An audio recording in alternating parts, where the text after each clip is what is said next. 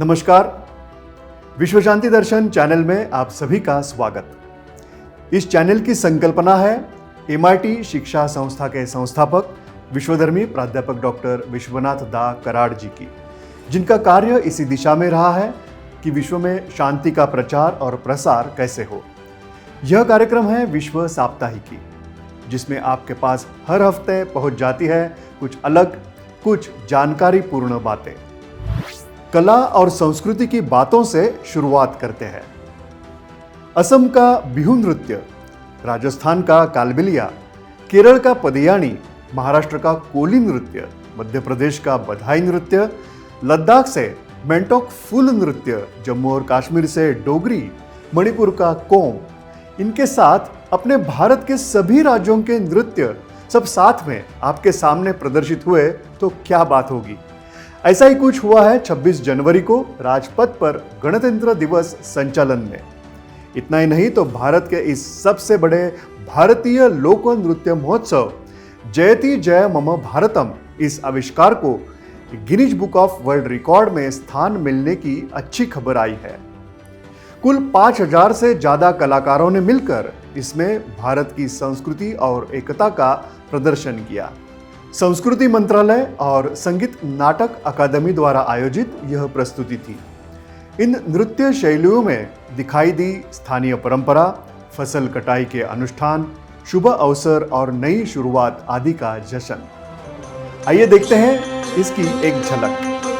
जयति जय जय जयति जय जय जयति जय मम भारतम, मम भारतम। जयति जय जय जयति जय जय जयति जय मम भारतम। हो तेरी जय जय तेरी जय मम भारतम। अब जानते हैं कि भारत में बनी पहली फिल्म थी राजा हरिश्चंद्र, जो दादा साहब फाल्के द्वारा निर्मित भारत की पहली मगर साइलेंट फिल्म थी। मराठी में यह सम्मान मिला अयोध्येचा राजा, यानी कि अयोध्या का राजा, इस फिल्म को। फरवरी महीने में ही 6 तारीख को 1932 में यह फिल्म रिलीज हुई। यह एक बोलपट था जिसका निर्देशन वी शांताराम जी ने किया था। हालांकि यह फिल्म मराठी और हिंदी दोनों भाषाओं में बनी थी। 6 फरवरी को हम सबने याद किया भारत रत्न लता मंगेशकर, इस महान हस्ती को। 6 फरवरी के दिन उनका तृतीय स्मरण दिवस था। सभी भारतीयों के दिल में बसी लता जी ने अपने संगीत सफर में अलग अलग भाषाओं में गाने गाकर एक इतिहास रचा है। उनकी मधुर आवाज, अविस्मरणीय गीत और उनकी स्मृति को विश्व शांति दर्शन चैनल की ओर से अभिवादन। भारत रत्न लता मंगेशकर जी के साथ ही हमें याद करना चाहिए उस कवि को जिनके शब्द थे, ऐ मेरे वतन के लोगों जरा आंखों में भर लो पानी, जो शहीद हुए हैं उनकी जरा याद करो कुर्बानी। जी हाँ, कवि प्रदीप, जिनका जन्मदिन है 6 फरवरी। यह गीत 1962 के भारत चीन युद्ध के शहीदों को श्रद्धांजलि के रूप में लिखा गया था और रामलीला मैदान पर एक समारोह में भारत रत्न लता मंगेशकर जी ने 1963 में गाया था। इस गाने को सुनने के बाद तत्कालीन प्रधानमंत्री पंडित नेहरू जी की आंखों में आंसू आए थे। कवि प्रदीप के लिखे देशभक्ति और प्रेरणादायक गीत आज भी लोगों के दिलों में बसे हुए हैं। अब संत परंपरा और अध्यात्म की बातें जानते हैं। दासबोध जयंती माघ शुद्ध नवमी के दिन मनाई जाती है, जो इस वर्ष 6 फरवरी को थी। इस दिन समर्थ रामदास स्वामी द्वारा रचित दासबोध ग्रंथ की रचना का स्मरण किया जाता है। दासबोध एक महत्वपूर्ण ग्रंथ है जिसमें जीवन के विभिन्न पहलुओं पर उपदेश दिए गए हैं। समर्थ रामदास स्वामी ने इस ग्रंथ की रचना रायगढ़ जिले के शिवथरगढ़ इस जगह की थी।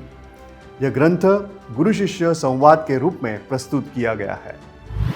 भारतीय संस्कृति में नर्मदा नदी के धार्मिक, सांस्कृतिक और पर्यावरणीय महत्व को इस महीने में नर्मदा प्रकट दिवस पर सम्मानित किया जाता है।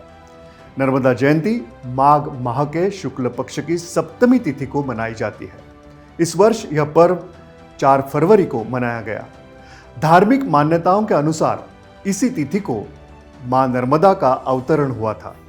नर्म का अर्थ है सुख और दा का अर्थ है देने वाली। इस दिन नर्मदा नदी के तटों पर विशेष पूजा अर्चा, भव्य स्नान और जागरण का आयोजन होता है। श्रद्धालु नर्मदा नदी की परिक्रमा भी करते हैं, जिसे विशेष पुण्यदायी माना जाता है। चलते हैं विज्ञान और तंत्रज्ञान की ओर। थॉमस एडिसन की खोजों ने सिनेमा की नींव रखी थी और आगे चलकर बड़े पर्दे की फिल्मों का विकास हुआ।